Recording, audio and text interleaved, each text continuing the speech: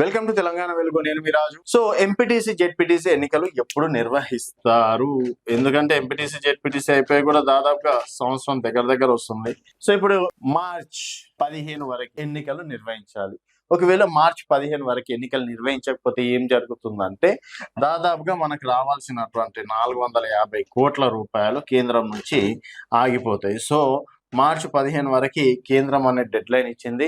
మార్చి 15 వరకు గనక MPTC ZPTC ఎన్నికలు నిర్వహించుకుంటే డెఫినెట్ గా మనకు రావాల్సినటువంటి 450 కోట్ల రూపాయలు అనేది మనకు వస్తాయి.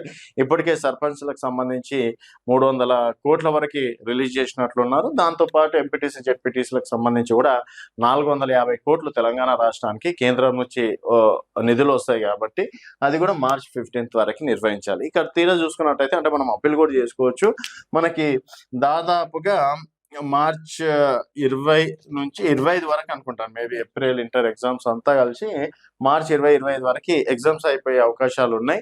మరి ఎగ్జామ్స్ మధ్యలో మనం ఎన్నికలకు వెళ్ళడానికి అయితే పాసిబుల్ ఉండదు. ఎందుకంటే మూల్యాంకనం ఉంటుంది, తర్వాత గవర్నమెంట్ టీచర్లు దీనికి సంబంధించి ఎక్సర్సైజ్ చేయాలి, ఇవన్నీ ఉంటాయి. కాబట్టి మరి దీనికి సంబంధించి మళ్ళీ కోర్టుకి ఏమైనా వెళ్తారా, లేకపోతే ఎలక్షన్ కమిషన్ దగ్గర కావచ్చు, కేంద్రానికి సంబంధించి కేంద్రానికి ఏమైనా అప్పీల్ పెట్టుకుంటారా, లేకపోతే మార్చ్ 15 వరకు ఈ ఎన్నికలు కంప్లీట్ చేస్తారా అనేది చూడాలి. సో ఈ 5-6 రోజుల్లో రైతు భరోసా ఇచ్చిన తర్వాత బడ్జెట్ సమావేశాలు కూడా ఉన్నాయి కాబట్టి మరి బడ్జెట్ సమావేశాల తర్వాత ఇలాంటి కీలకమైన నిర్ణయం తీసుకుంటారా అనేది మనము ఫిబ్రవరి 23వ తేదీ నాడు రాష్ట్ర క్యాబినెట్ సమావేశం ఉంటుంది కాబట్టి క్యాబినెట్ సమావేశంలో ఎలాంటి నిర్ణయాలు తీసుకుంటారు అన్న దానిపైన ఆధారపడి ఉంది.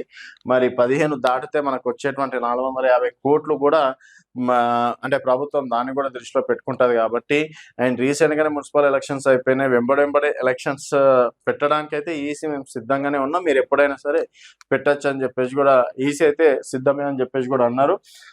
మరి ఫిబ్రవరి 23 తర్వాత ఎంపీటీసీ జెడ్పీటీసీ ఎన్నికలకు సంబంధించి ఒక క్లారిటీ వచ్చే అవకాశాలు ఉన్నట్లు కూడా తెలుస్తుంది. చూస్తూనే ఉండండి తెలంగాణ వెలుగు.